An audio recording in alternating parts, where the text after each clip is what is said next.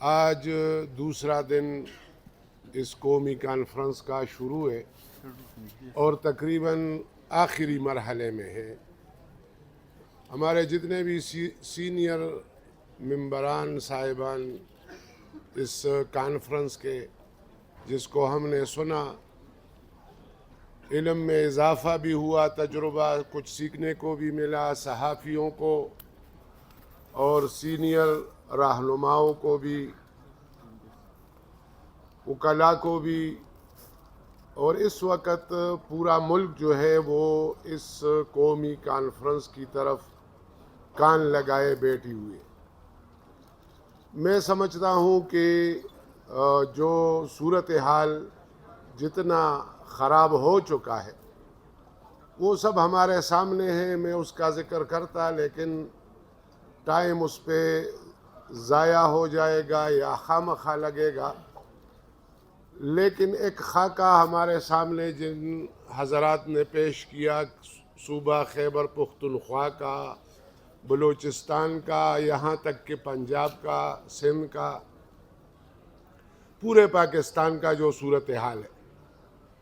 اور میں سمجھتا ہوں کہ 78 سال سے یہاں تک جو صورتحال بگڑتا جا رہا ہے اور یہاں آخری کنارے پہ جو ہے وہ حالات کڑے ہیں۔ یہ ایک واضح حقیقت ہے کہ ہر دفعہ کچھ سیاستدان یا کچھ جو ہے وہ حضرات اس میں آ جاتے ہیں اور خواہ صورتحال جو ہے وہ، لیکن اس وقت سوشل میڈیا کی وجہ سے یا میڈیا کی وجہ سے وہ حالات نہیں رہے جو سمجھ لے کہ بھٹو صاحب کے ساتھ ہوا یا باقی ان لوگوں کے ساتھ جو کہ ڈٹ کے کھڑے ہوئے تھے، وہ حالات شاید نہیں رہے۔ تو میں سمجھتا ہوں کہ اس کانفرنس میں ہم اس بات کا انتظار کر رہے ہیں کہ ہمارے بڑے جو ہیں وہ ہمیں کیا لائحہ عمل جو ہے وہ دے رہے ہیں۔ اصل میں جو قوم ہے وہ اس کے لیے تقریباً تیار بیٹھی ہوئی ہے۔ یہاں جو پہلے جو حالات ہوئے بنے اور جس طرح کے اس کو لوگوں کو خواہ جذباتی کر کے استعمال کیا کرتے تھے، یا کچھ لوگوں کو استعمال کر کے بہت سارے ہمارے ورکروں کو، ہمارے قوم کے لوگوں کو گولیوں کا نشانہ بنایا گیا ہے۔ تو ایک سنجیدہ لائحہ عمل جو کہ ہم اس پورے قوم کو اور خصوصاً پورے پاکستان کو دے سکتے ہیں، وہ بالکل واضح ہونا چاہیے۔ سب سے پہلے اس میں اگر میرا مشورہ ہے کہ اگر کمیٹیاں بنائی جائیں علاقائی بھی اور ملکی سطح پر اور صوبائی اور اضلاع کے اندر، تاکہ وہ میٹنگیں کر کے ہر جگہ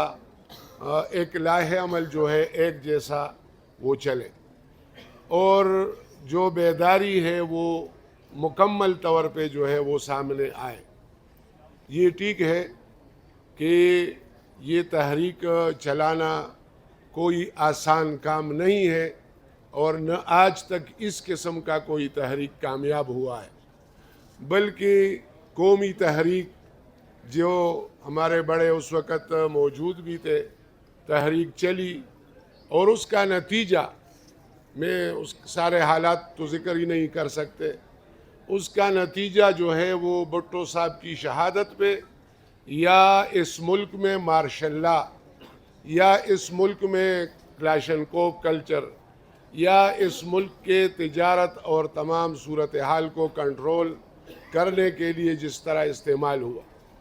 تو میں سمجھتا ہوں کہ ہم استعمال بھی نہ ہو اور ہمارا لائحہ عمل جو ہے وہ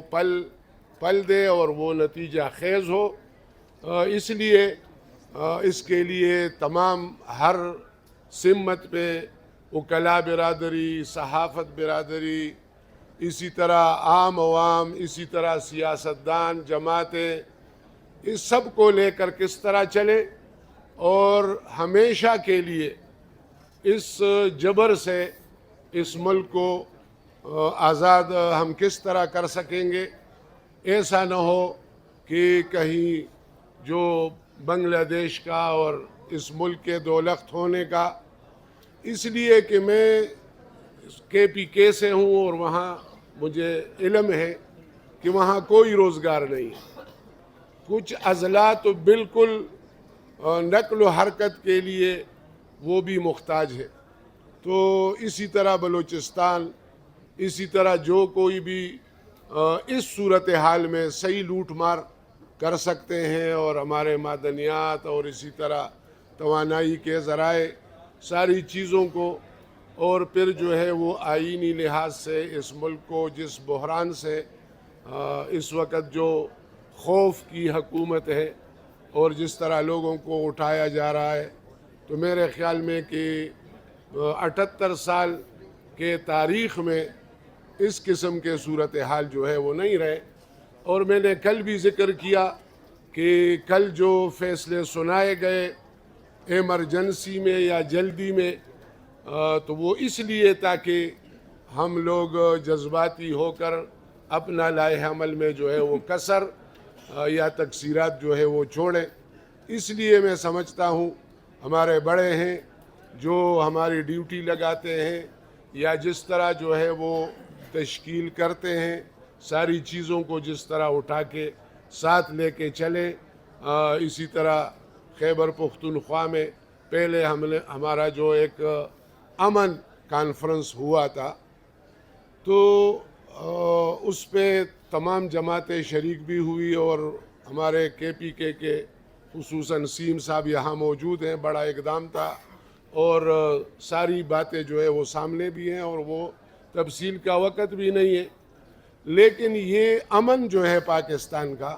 جس کے لیے یہ پہلا میں سمجھتا ہوں کہ ایک کانفرنس ہے کہ وزیر اعلیٰ صاحب جو ہے اپنے گھر میں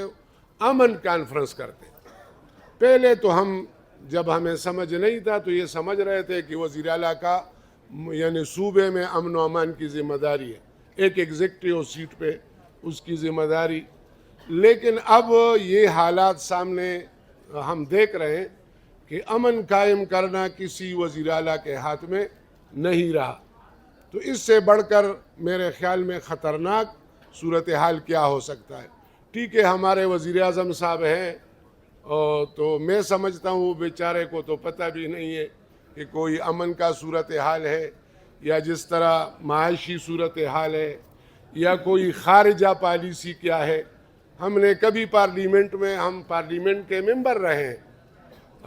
محمود خان چکزئی صاحب، باقی ممبران بھی موجود ہیں. وہاں ڈسکشن ہوتا خارجہ پالیسی، اور یہ ٹھیک ہے، اگرچہ اس پہ شاید زیادہ عمل نہیں ہو رہا تھا. اس وقت جو خارجہ صورتحال کی وجہ سے افغانستان میں ہمارے بارڈر کے اوپر ایران کے ساتھ جو ہمارا، اسی طرح ہندوستان کے ساتھ اور چین کے ساتھ تو ہماری دوستی ہمالیہ سے بھی اوپر ہے.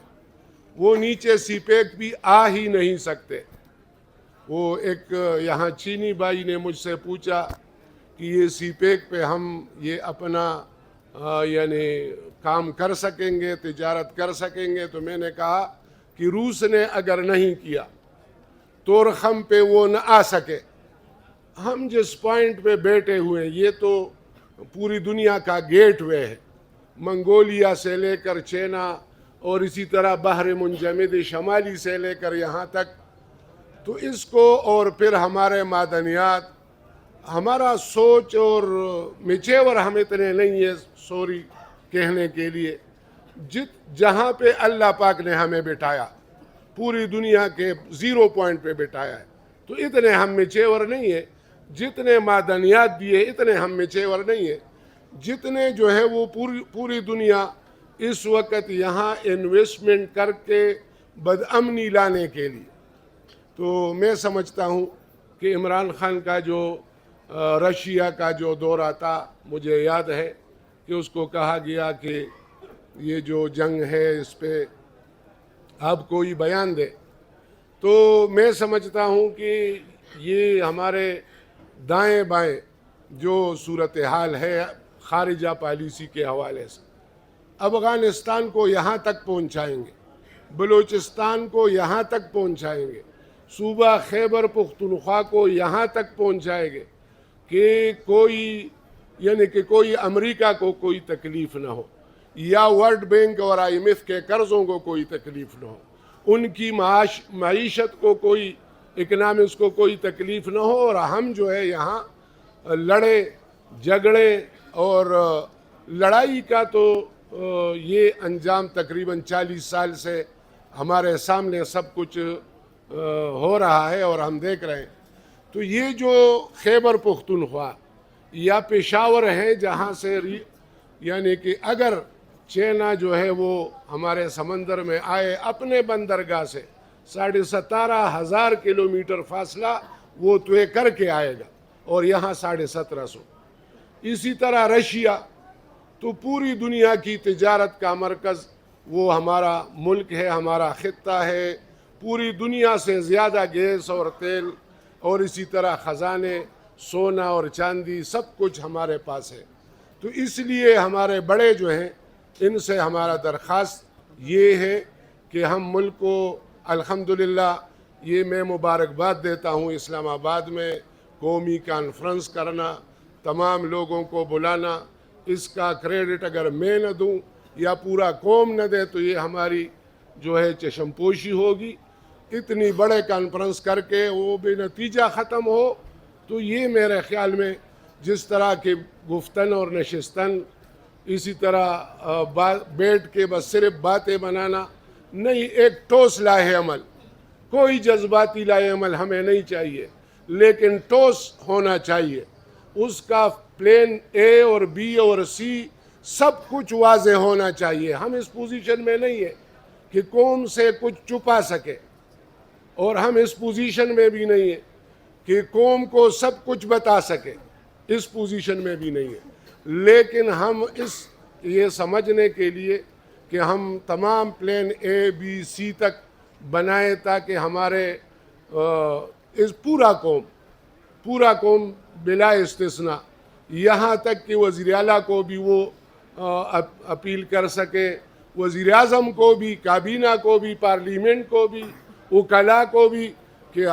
یہ واقعی ہونا چاہیے۔ اور اس وقت ہم جس جگہ پہنچے ہیں اس کو بچانے کے لیے ہمارے پاس یہ آخری ایک سہارا ہے جو ہمارے سامنے بڑے بیٹے ہیں، قدر کی نگاہ سے میں اس کو دیکھتا ہوں، اور یہ بھی ان کے تمام مجبوریوں کو بھی سمجھتا ہوں، بلکہ سب کا اسی طرح کارکن کے جو جذبات ہوتے ہیں، پریشانی ہوتی ہے اٹھی کے وہ الگ ہوتی ہے، بڑوں کے جو پریشانی ہوتی ہے وہ الگ ہوتی ہے، سمجھانا ہمارا کام ہے، لیکن ٹھوس لائحہ عمل دینا آپ کا کام ہے۔ وآخر دعوانا ان الحمدللہ رب العالمین۔ شکریہ۔